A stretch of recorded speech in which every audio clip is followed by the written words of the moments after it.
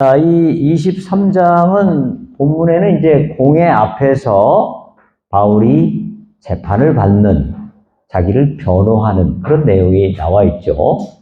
그 23장 전체 내용은. 그런데 이제 제가 여기서 선교와 도시라는 주제를 끌어낸 이유는 뭐냐면요. 여기 이 본문에 성령께서 그렇게 말씀하시죠. 여기 11절, 23장 11절 말씀에 그날 밤에 주께서 바울 곁에 서서 이르시되 담대하라. 내가 예루살렘에서 나의 일을 증언한 것 같이 어디서도 증언해요? 로마에서도 증언하여야 하리라 하시니. 그래서 결국 바울이 이제 어디 가서 복음을 전한다는 겁니까? 로마에 가서 복음을 전해야 된다라는 거죠. 그래서 바울은 항상 주로 아주 중요한 도시에서 선교를 했습니다. 거기 226페이지 보시면 헬라 문명의 중심지 또는 교통이 아주 편리한 세계 상업의 중심지, 또 유대인들이 많이 몰려있는 곳, 이런 곳에서 선교를 했습니다. 유대인들이 어디 다른 타향에 가서 살 때는 어떤 곳에 주로 살까요? 뭔가 대도시, 장사가 잘 되는 곳에 살았겠죠. 그러니까 유대인들이 많은 곳은 대부분 굉장히 상업적으로, 또 교통적으로, 정치적으로, 문화적으로 중요한 곳들이 많았습니다. 그래서 바울은 중간에 사도행전 17장 1절에 보면 바울이 그 데살로니가에서 이제 아덴으로 갈 때 그 암비볼리와 아볼로니아를 지나쳤다, 그런 말씀이 있거든요. 그러니까 바울은 너무 작은 도시에는 안 갔습니다. 왜냐하면 바울이 지금 시간이 없으니까 최대한 복음을 전하면 효율적으로 복음이 파급될 수 있는 그런 곳으로 가게 됩니다. 그래서 227페이지부터 보시면 바울의 선교 전략, 도시 선교 전략. 첫 번째 뭐요? 주요 도시 중심의 선교 전략을 가졌다. 내용은 여러분들이 읽어보시고요. 거기 228페이지 첫 줄에 보시면 데살로니가전서 1장 8절에 바울이 이렇게 말씀합니다. 주의 말씀이 너희에게로부터 마게도냐와 아가야에만 들릴 뿐 아니라 하나님을 향하는 너희 믿음이 소문이 각처에 퍼졌으므로 우리는 아무 말도 할 것이 없노라. 요게 데살로니가가 이 마게도니아의 수도거든요, 수도. 거기 가서 복음이 전해지니까 거기로부터 그 주변 도시들, 주변 지역들로 쫙 복음이 잘 전해졌다. 그래서 바울은 항상 중심 도시를 중심으로 했다라는 거죠. 그래서 베네트라고 하는 사람이 바울을 가리켜서 뭐라고 부릅니까? 대도시 설교가라고 불렀다고 합니다. 자, 그 다음 두 번째는 선교 전략적 전진 기지를 중심으로 했다. 비슷한 얘기입니다. 바울이 부르심을 받은 사명은 복음을 멀리 이방인에게 전하는 것이죠. 그런데 그가 그 모든 지역을 다 방문할 수는 없었다는 점입니다. 그렇기 때문에 바울은 로마 행정의 중심지, 헬라 문명의 중심지, 유대 세력의 중심지, 상업의 중심지, 이런 데를 갔다라는 겁니다. 그러니까 중심지가 복음화가 되면 주변 지역은 덩달아서 함께 복음화가 된다, 이렇게 보겠습니다. 그 다음에 세 번째는 229페이지 수용성이 높은 도시 지역에 집중하는 선교 전략. 똑같은 시간과 인력 그리고 자원을 가지고 복음을 전한다고 할 때 이왕이면 수용성이 높은 데 가야 되겠습니까? 수용성이 아주 낮은 데로 가야 되겠습니까?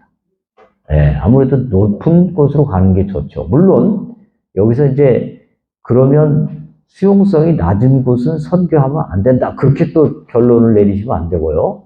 당연히 우리는 수용성이 낮고 복음을 잘 받아들이지 않는 곳도 가야 됩니다. 그러나 내가 이왕 선교를 한다면 바울의 경우는 최대한 빠른 시간 내에 선교의 열매를 맺어야 되기 때문에 수용성이 높은 곳으로 갔습니다.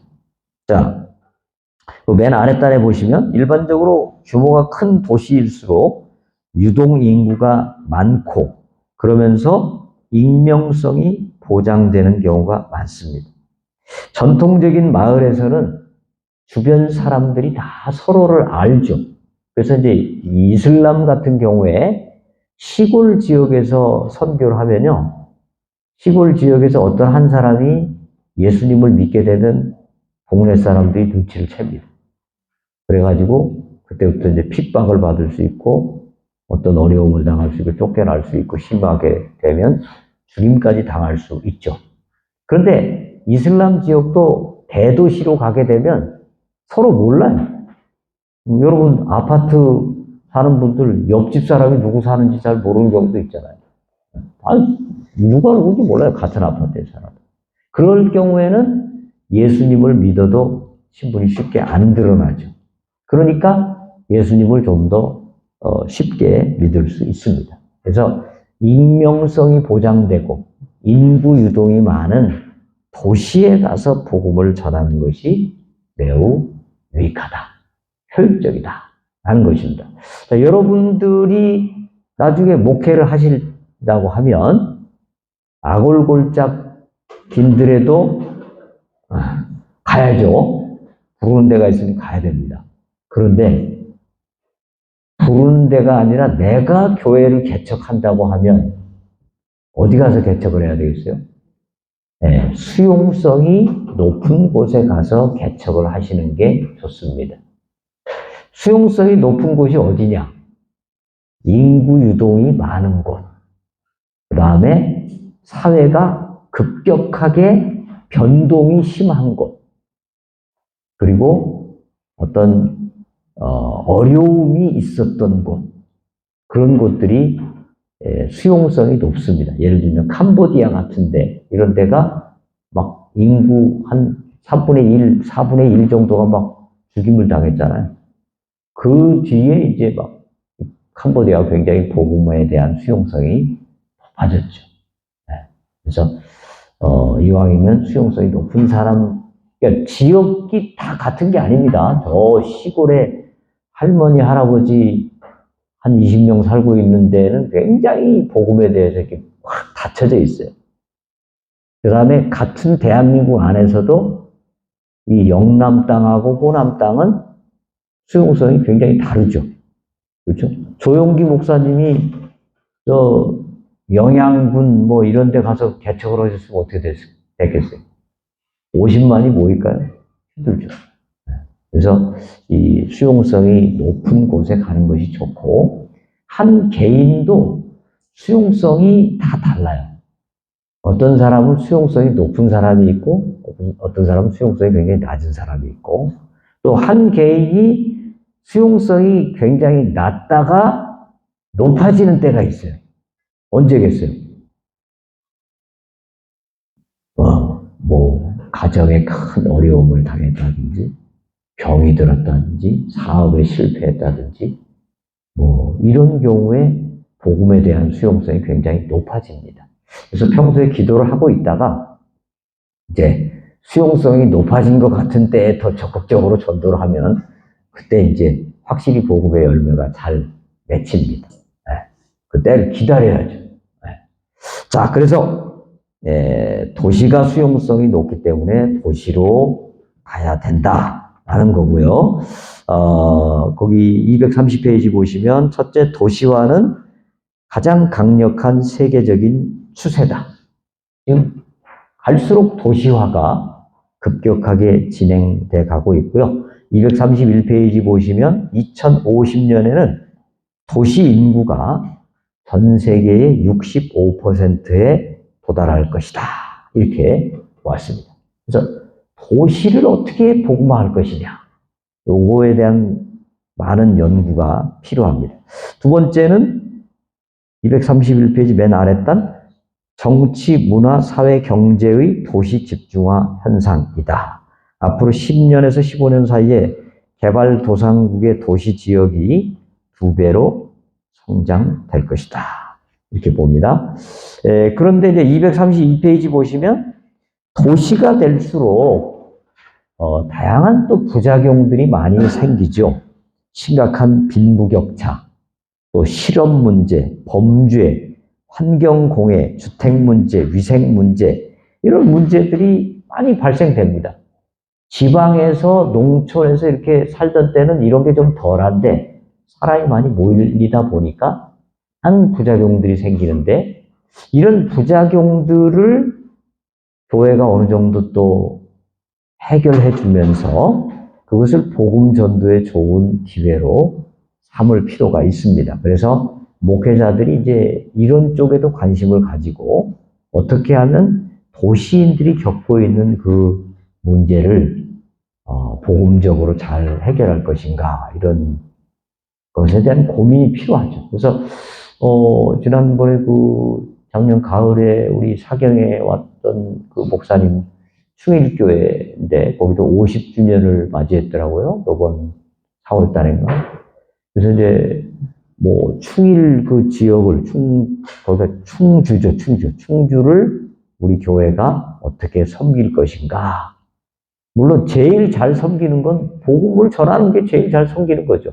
그러나 그렇게 하기 위해서 또 뭐가 필요해요? 그 지역 주민들과 하나 되고 그들의 또 아픔을 교회가 할 수 있는 만큼 해결해주고 그래서 지역 사회 사람들이 볼 때도 저 교회가 있음으로써 우리 지역에 도움이 된다. 저 교회는 백해무익이다. 있어봐야 없는 게 낫다. 이렇게 생각하는 것보다는 저 교회는 참 우리 지역에 도움이 된다라는 걸 인식을 심어줄 수 있다면 전도에 분명히 큰 도움이 되겠죠. 그래서 도시 지역에 목회할 때 이게 필요하다는 거예요. 세 번째, 미전도 종족의 지도 계층에 해당되는 사람들, 특히 미전도 종족의 미래 지도자들이 도시에서 교육을 많이 받겠죠. 그래서 그러니까 우리가 미전도 종족 마을로 가는 것도 필요하고 또 뭣도 필요해요? 도시로 온 미전도 종족 지도자들을 잘 길러내고 그들을 복음화하고 그들이 복음으로 영적으로 무장되도록 하는 것. 이게 굉장히 중요한 선교 전략이 될 수 있습니다.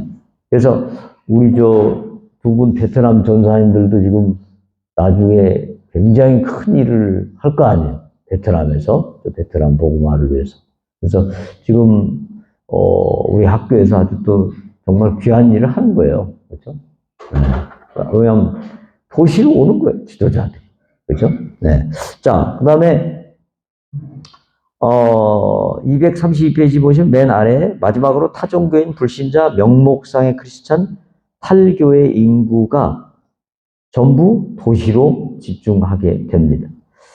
기독교가 복음의 영향력을 행사하는 데 실패한 세 가지 주요 대상을 꼽는다면 첫째는 힌두교 문화권, 두 번째는 이슬람교 문화권, 그 다음에 주요 도시라고 볼 수 있는데 이 세 가지 대상을 우리 기독교가 지금까지 선교를 아직 열매를 많이 못 맺고 있죠.